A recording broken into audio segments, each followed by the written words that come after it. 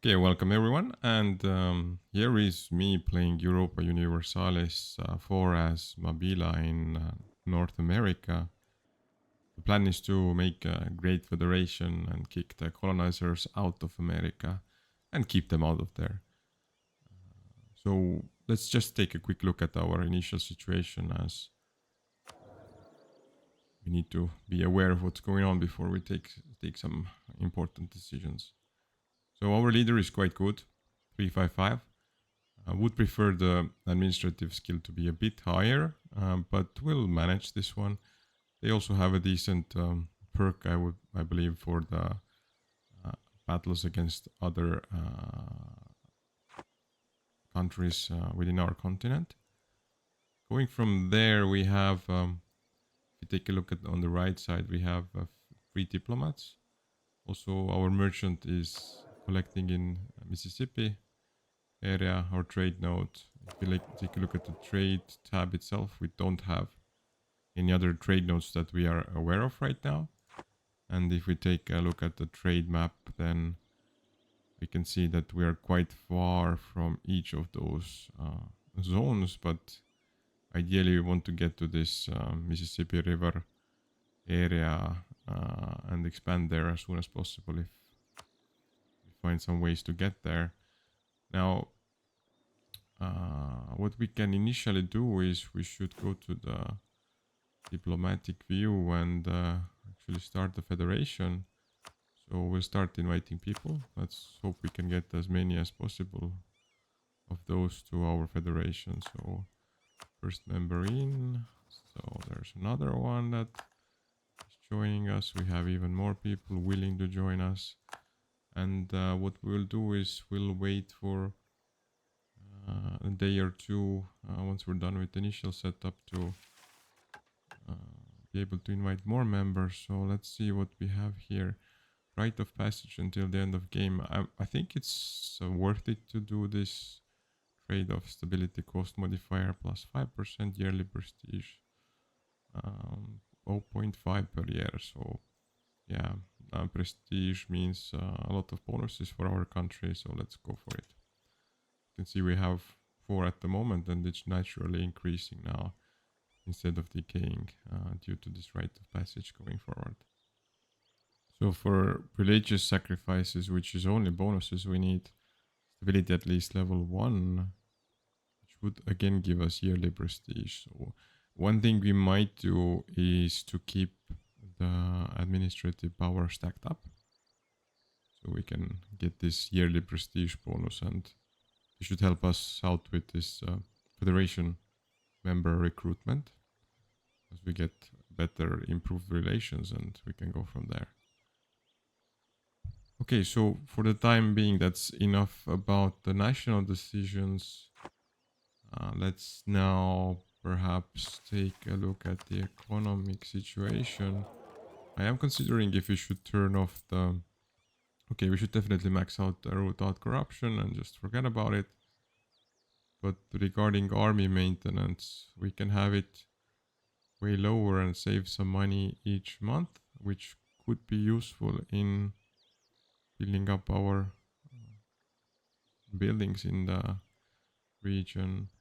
It does leave us a little bit vulnerable to attacks, and I'd rather just keep it up for the time being. Let's just adjust it as we go.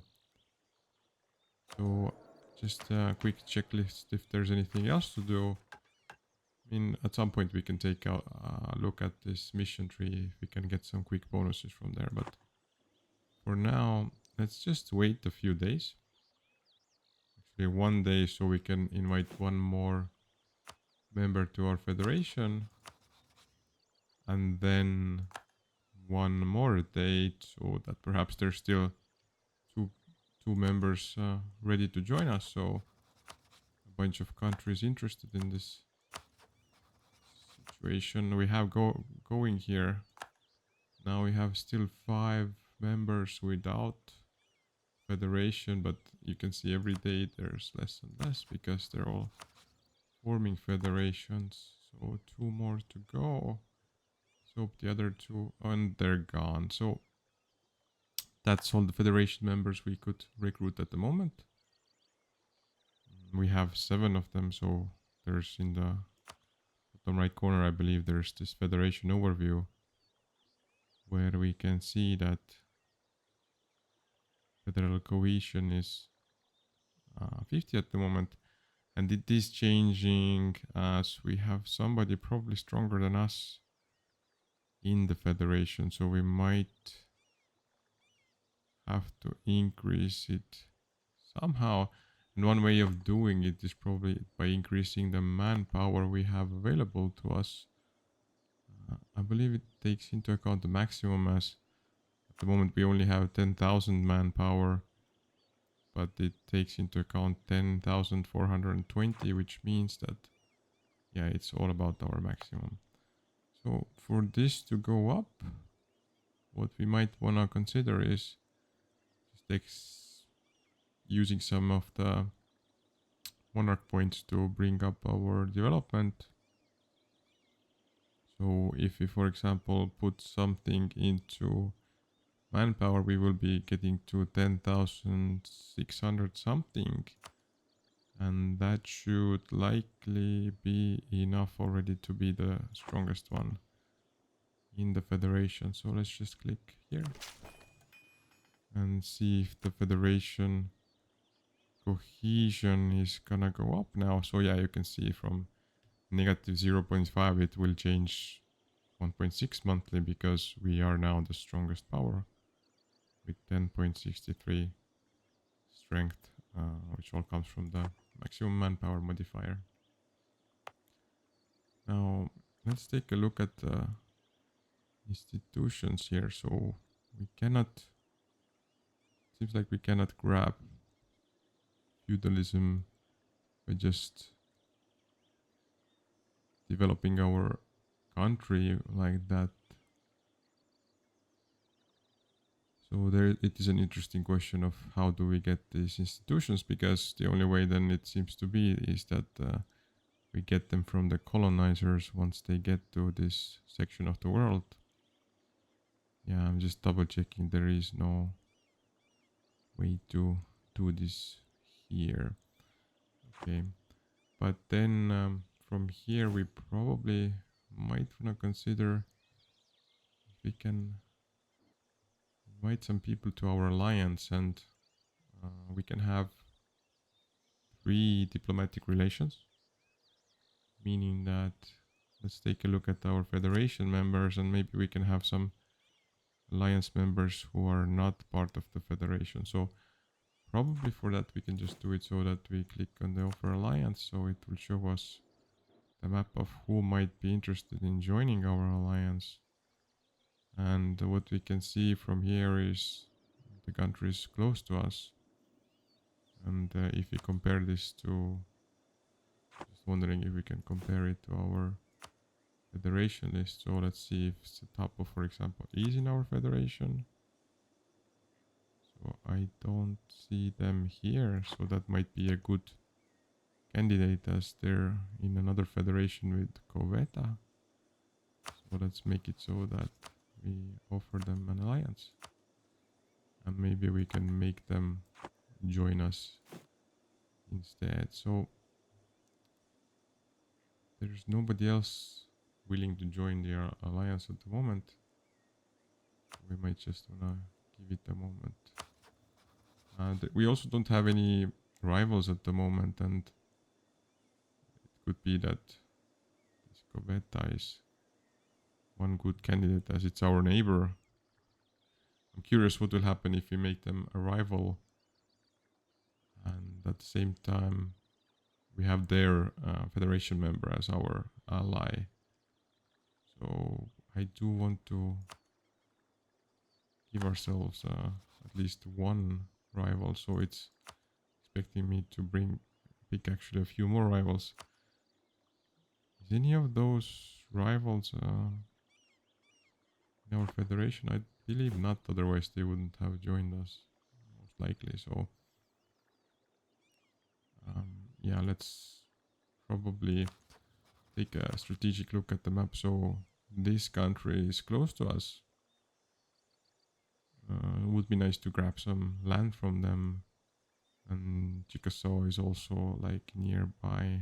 They do have slightly stronger army than us. Choctaw is not in the same category. Neither of them are in our federation, right? This would be unlikely. Okay, so looks good. Let's just rival both of them, and later on should be able to grab some land from them. So Chickasaw. And let's also take Choctaw. And from here we'll perhaps be able to keep an eye on this federation likely candidates option. If there are any other ones that want to leave their federation at some point, that's a very welcome sight for us, as we want to make our federation as huge as possible before developing it into the next level, which probably was, yeah, we'll figure it out later. So not much else to do at the moment while our diplomats are gone. But now, since they are gone, what we can do a few days later is there's apparently a few more people curious to join our alliance. We do have a federation view here, and you can see that our federation is probably the blue areas here, plus the dark blue areas are actually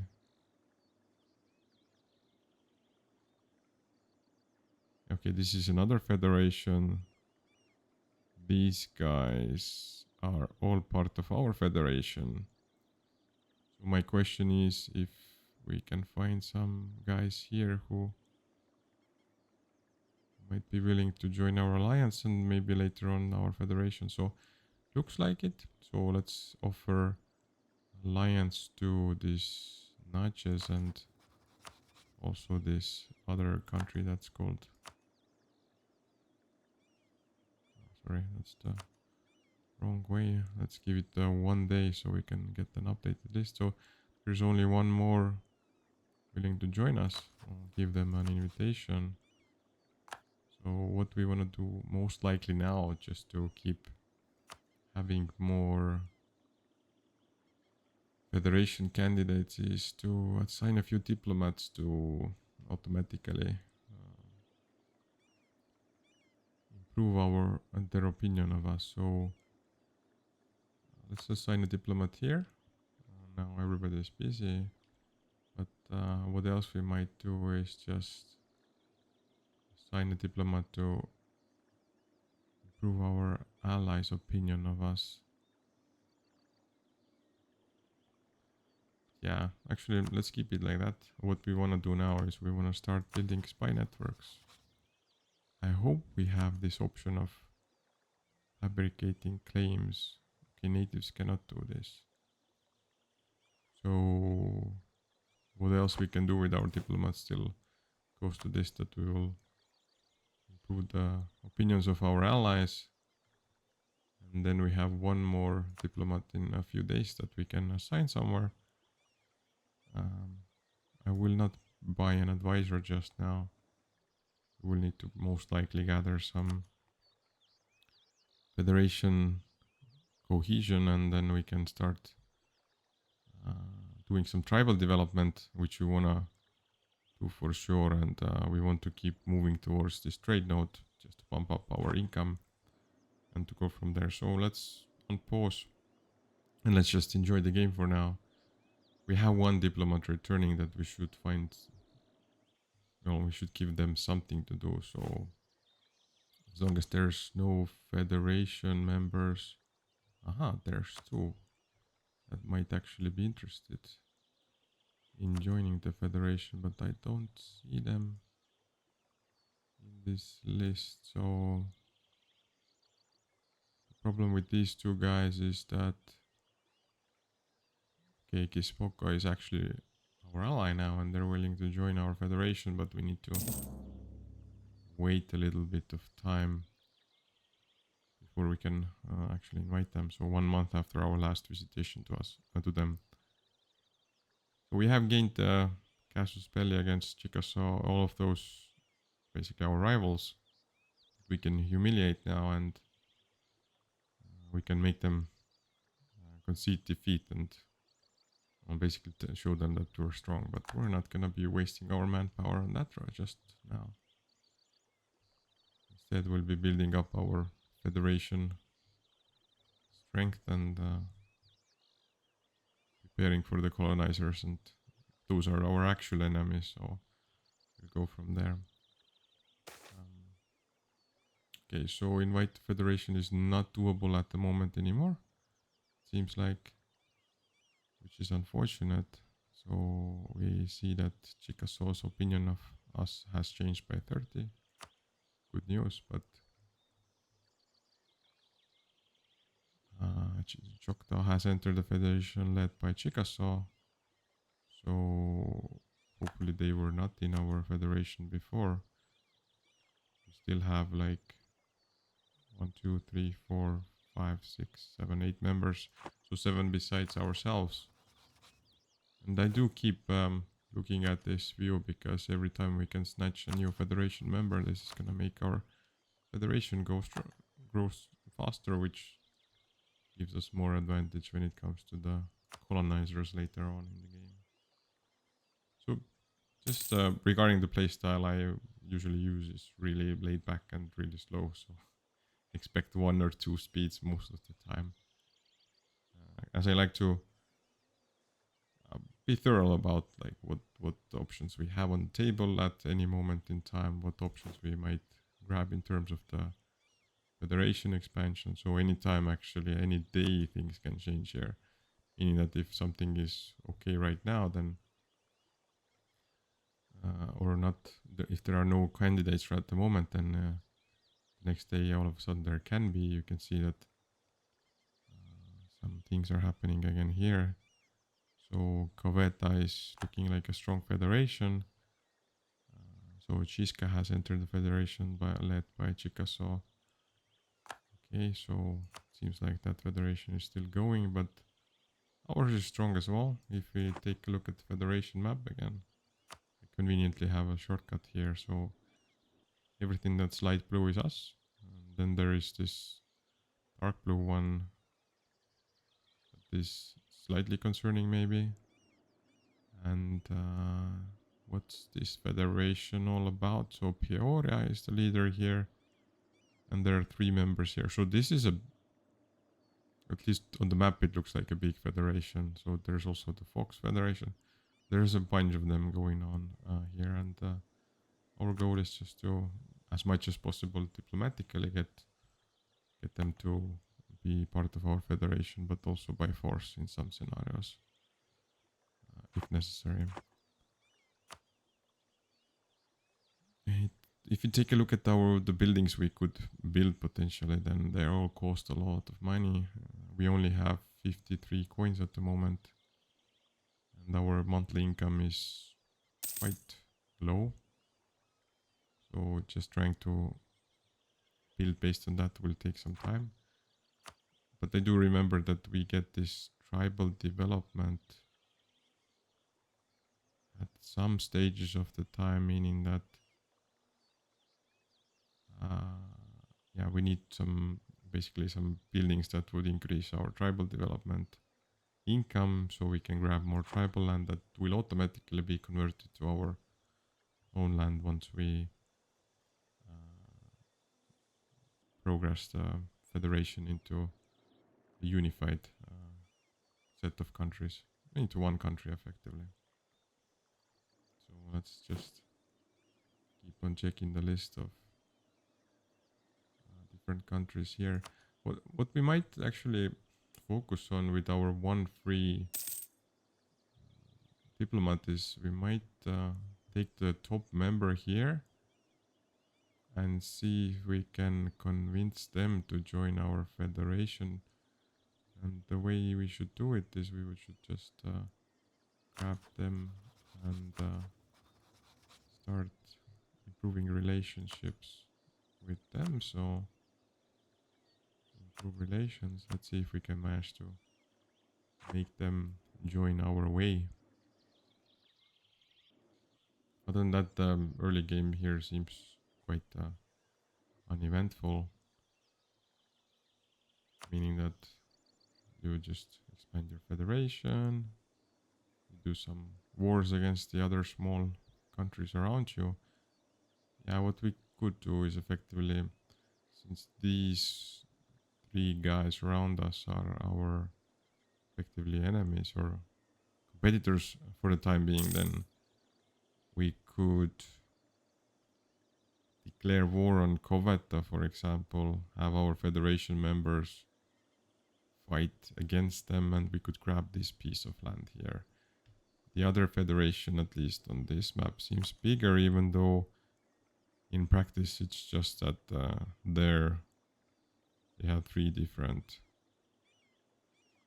small countries involved here, meaning that if we should attack them, it's still just like 14,000 troops or so. What you can see everyone doing though is that they've upgraded their troop count, which we might also do because we want to go to war at some point. So let's grab a Native American archer here to reinforce our armies. Also, what we will do is we will be putting some manpower into troops so we don't overflow with it. Now let's see if we take a look at our options regarding stability improvements, then how much would it cost? It would cost 105 of our administrative power to boost the stability by 1. So this would give us this prestige and stability modifier or stability boost modifier going forward for the rest of the game. I think we will do it. So we should be able to make a few decisions here. So national unrest sounds very good for the whole game at the cost of 5% stability cost modifier, but we also get religious sacrifices, meaning that the stability cost modifier will go down by 20% along with a nice yearly prestige bonus. So everything from there sounds very good. Now our income is still really low, and well, there are some ways to increase it, meaning that having just a higher production would give us a nice 0.04 boost. Well, nice when we consider the current status of the game, but having more manpower would ensure that we are the strongest member in our federation. So you can see that we're still leading it, meaning that we get 1.8 cohesion per month, which sounds decent to me. But I would prefer if we had more members in the federation. So we cannot invite more people to ally us for the time being. We will check if so these guys cannot join the federation because they probably were members of a federation just moments ago, and it takes 5 years before you are able to join another federation. So I'm not really sure if we'll have any chances of having new federation members naturally come to us anytime soon. Okay, so now we have 4th unit, or 4th troop ready, and let's make our army force limit full. Maybe we have some missions related to this, so it's a good time to check out new world modernization. So what we have to do here is we have to not be native, and neighboring country has embraced feudalism and is less than 1 technologies ahead, which will give us a nice amount of prestige and innovativeness. Then specifically for this country, we have this birds of prey, meaning that if all neighboring countries have an army size smaller than Atahachi, then also the total army size is at least 100%, then we'll get morale of armies for 20 years plus 10%, which is a nice fighting bonus for us. Uniting the tribes. So for this we have to have prestige of at least 40. And only one of the following has to be true. So number of royal marriages at least 3.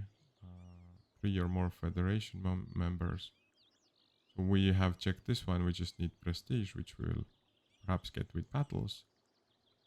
And another one regarding the force limit is that we will be able to, for 25 years, get land maintenance modifier decreased, or yeah, in a good way decreased.